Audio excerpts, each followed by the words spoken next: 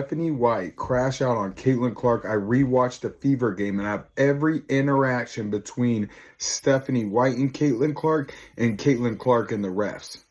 I know Caitlin Clark said it wasn't the officiating, but she didn't show up to a post-game press conference and was already in the doghouse. And what I think, she was probably issued a warning and she was not about to blame the refs for this loss. But it's worse than you thought. Hold on to your seats, basketball fans, because what we just witnessed on that bench is an absolute localized meltdown that is about to send shockwaves straight through the entire landscape of professional hoops. Welcome back to Street Hoops, the only channel on the internet that gives you the raw, unfiltered, tabloid-style breakdown of the massive drama happening behind the scenes in the basketball world. I am your boy, Dre Fiver, and today we have to talk about a situation that is getting so ugly, so fast, that it makes your favorite reality TV show look like a peaceful Sunday morning walk in the park. We are diving deep into the absolute disaster that went down between Indiana Fever head coach Stephanie White and the undisputed face of the league, Caitlin Clark. If you thought the tension last season was crazy, what just unfolded against the Portland Fire is on a completely different level of toxic. The tape doesn't lie, people. I went back and rewatched every single second of that game, pausing, rewinding, and analyzing every single interaction between Stephanie White, Caitlin Clark, and these referees who seem to be operating on a completely different set of rules than the rest of the civilized world. What we are looking at here is not just a standard player-coach disagreement. This is a systematic breakdown of a franchise that entered this season with ultimate championship aspirations, only to find themselves completely imploding on live television. The mainstream sports networks want you to believe that this is just a case of competitive frustration boiling over. They want you to look at the post-game quotes from legendary players like Cheryl Miller and Sue Bird, who are out here trying to downplay the situation by saying it's not that crazy and that every great player has these moments with their coach. But let me tell you right now, your boy Dre Fiver sees right through the smoke and mirrors. This is worse than you think. It is significantly worse. We are talking about a blatant, calculated isolation strategy where the officiating crew is actively neutralizing Caitlin Clark's ability to play the game of basketball. And instead of standing up for her superstar, Stephanie White is crashing out, playing right into the ref's hands, and benching her best asset when the team needs her most. Let's look at how this absolute disaster actually started, because the context makes it a million times more mind-boggling. The Indiana Fever roll into this game needing momentum, and right out of the gate, they look like an absolute powerhouse. They sprint out to an 8-2 lead in the opening 3 minutes of the first quarter. The energy is electric, the ball movement is crisp, and at the absolute center of this offensive masterclass is Caitlin Clark. In just 3 short minutes of basketball, she already has 2 points, 3 beautiful assists, and a solid defensive rebound. She is actively feeding Aliyah Boston in the paint, pushing the pace and locking things down. The team is clicking on all cylinders. And then, out of nowhere, the Twilight Zone begins. Can you honestly imagine a world where Phil Jackson looks at Michael Jordan during the absolute peak of the Chicago Bulls dynasty, watches him rack up a quick stat line while leading an early run, and decides to yank him out of the game 3 minutes into the first quarter? Can you imagine Greg Popovich doing that to Tim Duncan? Or Eric Spoelstra pulling LeBron James after 3 minutes when the Miami Heat are up by 6? It is completely unprecedented. It defies every logical rule of coaching basketball. When your superstar is in a rhythm, when your team is capitalizing on a hot start, you ride that wave. You do not intentionally kill your own momentum. But that is exactly what Stephanie White did. She pulls the plug on the run, subbing out both Aliyah Boston and Caitlin Clark simultaneously, completely fracturing the team's offensive identity and leaving the entire arena scratching their heads. In my personal opinion, this wasn't just a tactical blunder. This was a loud, unnecessary statement from a head coach, trying to prove who has the ultimate authority, even if it means sabotaging the very flow that was winning them the basketball game. Now, let's talk about the real underlying conspiracy that nobody in the major media combines wants to talk about. If you watch the footage carefully, a clear pattern emerges. What opposing teams and the referees are doing is isolating Caitlin Clark on the defensive end, but the refs are taking it a step further. They literally will not let her play a single shred of defense. I am not talking about her committing hard fouls. I am not talking about her getting caught out of position or reaching in lazily. I am talking about a referee looking directly at Caitlin Clark while she is a foot away from the ball handler, completely avoiding contact, and blowing the whistle anyway. Look at this first foul call of the game. It is absolutely hilarious if it wasn't so tragic. The offensive player makes aggressive move, lowering her shoulder to create space. Caitlin Clark senses the drive, anticipates the contact, and physically backs away while throwing her hands straight out and up into the air, making sure there is at least 12 inches of clear daylight between her torso and the defender. She is doing everything humanly possible to signal to the officials that she is not engaging. And what happens? Whistle. Foul on number 22, white jersey. It makes absolutely no sense. You can see Caitlin immediately flail her arms up in total disbelief, looking at the ceiling like she's asking for divine intervention. She turns around, looks straight at the giant scoreboard to see if she actually saw what she just saw, confirming that they just pinned a personal foul on her for merely existing in the same zip code as the basketball. She walks over to Aliyah Boston and says, plain as day for anyone reading lips, that she didn't even touch her. Meanwhile, where is Stephanie White during all of this? She is standing on the sideline, looking up at the Jumbotron replay, seeing the exact same clear daylight that the rest of us see. And yet, she stands there completely motionless, no yelling at the officials, no demanding an explanation, and most importantly, zero intention of using her coach's challenge. When your franchise player gets hit with a completely fabricated whistle 3 minutes into a contest, you protect her. You burn that challenge to prove to the refs that they cannot just hunt your star player. Instead, White's silence spoke volumes. It gets worse, family. Mere possessions later, they go right back to the well. The strategy is clear. Put Caitlin Clark in immediate foul trouble so that she is completely neutralized for the rest of the game, forced to play timid defense, or forced to sit on the pine. On this next sequence, the offensive player acts as the primary aggressor. She drives hard left, initiating all the physical contact by throwing her shoulder directly into Clark's space. Caitlin's hands are locked perfectly vertical, exhibiting textbook legal guarding position. The referee, who has a completely unobstructed view of the play, blows the whistle instantly. This is 2 quick fouls on the star guard in the blink of an eye. Once again, the camera cuts to Stephanie White on the sideline. She looks up at the board for a second time. The replay clearly shows that if anyone committed a foul, it was an offensive charge for lowering the shoulder. But once again, Stephanie White keeps her challenge flag tucked away safely in her pocket. This is where the frustration starts to turn into an absolute toxic stew on the bench. Imagine being an elite competitor who has spent her entire life mastering the game, entering a stadium where you are targeted by the whistle, and when you look over to your general for backing, you get absolutely nothing but a cold stare. This refereeing is disgusting, but the lack of institutional support from her own sideline is what really breaks my heart. If your head coach won't stand up for you when the footage is being blasted on an 80-foot screen for thousands of people to see, who will? It sends a green light to the opposing coaching staff that they can attack Caitlin, exploit the whistle, and force her out of her rhythm without any resistance from the Indiana coaching staff. Now, let's look at the double standard, because this is where the pure hypocrisy of the WNBA officiating crew really comes to light. When Caitlin Clark is on defense, you can't even look in her direction without getting penalized. But when she has the ball in her hands on the offensive end, it is open season, folks. The rules completely vanish. I am incredibly glad the broadcast team decided to show the alternative replay angle for this specific drive, because it exposes the absolute garbage she has to deal with every single night. Caitlin drives hard down the right lane line. Look at this angle right here. There is a defender right in the back, Megan, who completely pummels her from behind, creating clear, undeniable illegal contact that displaces Clark midair. That right there is a mandatory whistle in any basketball league on earth. But wait, it doesn't stop there.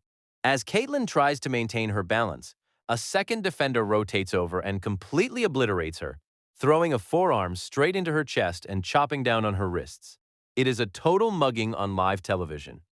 If that is not an offensive foul on the defense, then I seriously don't know what a foul is anymore. It is wild to compare that absolute demolition derby to the touch fouls they called on Caitlin just minutes prior. The referee is standing right on the baseline, looking directly at the contact, and his whistle stays completely glued to his mouth. No call. Play continues. Caitlin turns over her shoulder, looks at the sideline, and at this point she can do absolutely nothing but laugh out loud at the pure absurdity of what is happening. In my opinion, she actually maintained incredible composure considering the circumstances.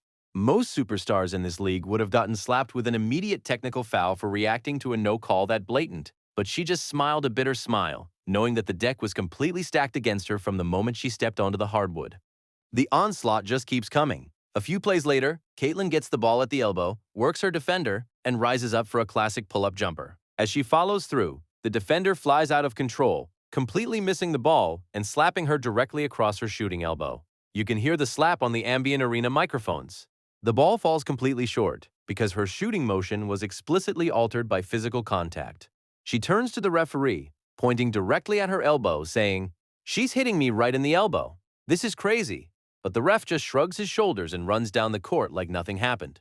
At this stage of the game, she has been whistled for 3 phantom fouls on defense, and she is getting hit, slapped, and shoved on almost every single offensive possession, without a single whistle going her way. By this point in the second quarter, you can visibly see it on her face. She doesn't even know what sport she is playing anymore. The psychological warfare being waged by these officials is working perfectly. When you take away a player's ability to play honest defense and then you refuse to protect them when they are being physically targeted on offense, you completely break the competitive integrity of the game.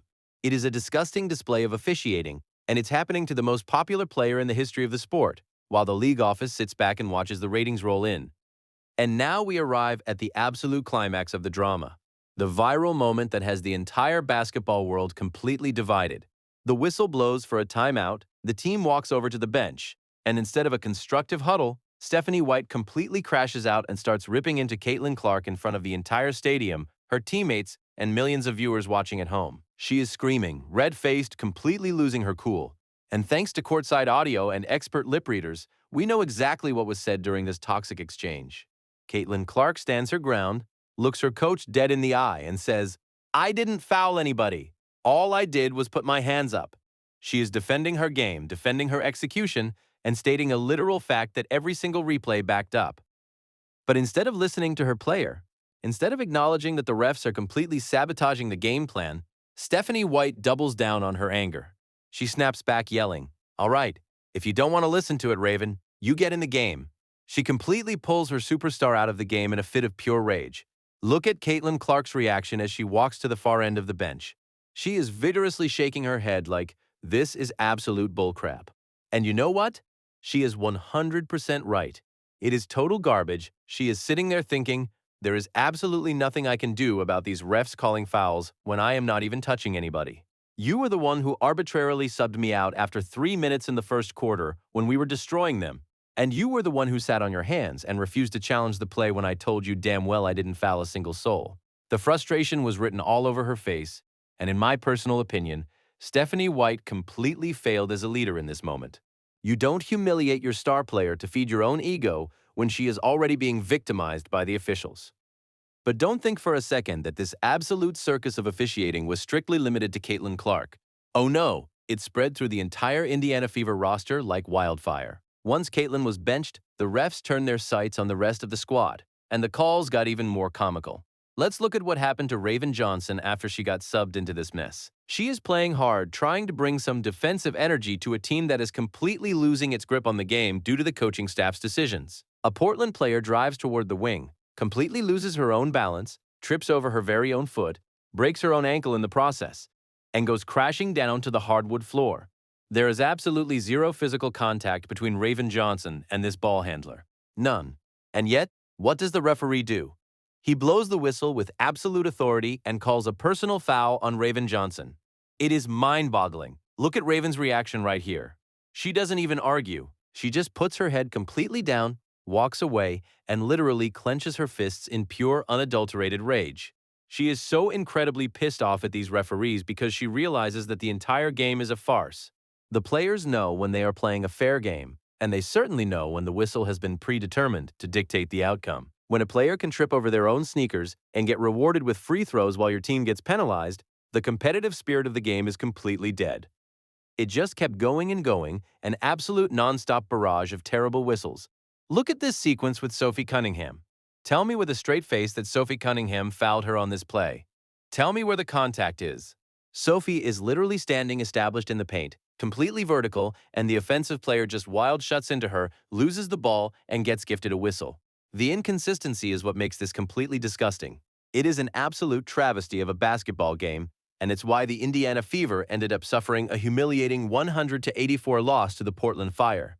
Caitlin Clark finishes the night with a measly 6 points, 6 assists, and 5 fouls, shooting an abysmal 1 for 7 from the field. Why? Because her head coach completely destroyed her minutes, her rhythm was non-existent, and she spent the entire night trapped in a manufactured foul trouble matrix. And then comes the final piece of the puzzle. After the game, Caitlin Clark completely skips the mandatory post-game press conference. The media went crazy, claiming she was being unprofessional, claiming she was throwing a temper tantrum because of the loss. But let me give you the real inside scoop from Dre Fiver. My personal opinion, she was absolutely issued a strict warning by the front office or league officials before she could even make it to the media room. She was told in no uncertain terms that she was not allowed to go out there and blame the referees for this absolute disaster of a loss. She knew that if she went up to that microphone, she wouldn't be able to hold back the truth. She would have exposed the blatant double standards, she would have called out the phantom calls, and she would have faced a massive financial fine and an absolute onslaught of mainstream media hit pieces calling her a whiner, a complainer, and a sore loser. So instead of playing their game, she chose silence. She refused to give them the satisfaction of a soundbite, knowing that she was completely unprotected by her coach and her franchise. This is exactly why we have to keep sharing these videos, basketball family, because Caitlin Clark literally cannot stand up for herself in this league without facing massive repercussions. If she speaks out, the system destroys her. If she complains, they label her as entitled. She does not have a free voice of her own inside the corporate structure of the WNBA right now. But that is exactly why platforms like Street Hoops exist. We are the independent voice. We have the platform where we can actually look at the film, call it exactly as it is, and expose every single terrible foul, every single instance of coaching incompetence, and every single bit of backroom drama affecting the game we love. I am not here to just yap about hypothetical scenarios or make up rumors that didn't happen. I am here to break down every single call, provide the visual proof, and hold these coaches and officials accountable. What happened to Caitlin Clark against the Portland Fire was absolutely crazy, it was completely disgusting, and it is a massive stain on the integrity of the league. We can only hope that ownership or the league office steps in to fix this broken system, because right now, it is not looking good for the Indiana Fever. If you are sick and tired of the biased officiating, the terrible coaching decisions, and the mainstream media covering up the real drama, then you already know what you need to do. Smash that like button right now to get this video out into the algorithm so every basketball fan can see the real, unseen footage. Drop your absolute rawest thoughts down in the comments section below. Tell me who you think was in the wrong, Stephanie White or Caitlin Clark. Do you think the refs are actively trying to suppress her, or am I tripping? Let me hear it. And most importantly, make sure you hit that subscribe button and turn on notifications for Street Hoops. This is your boy Dre Fiver, bringing you the ultimate no-filter basketball news every single day. Stay locked in, stay real, and I'll catch you guys in the next video.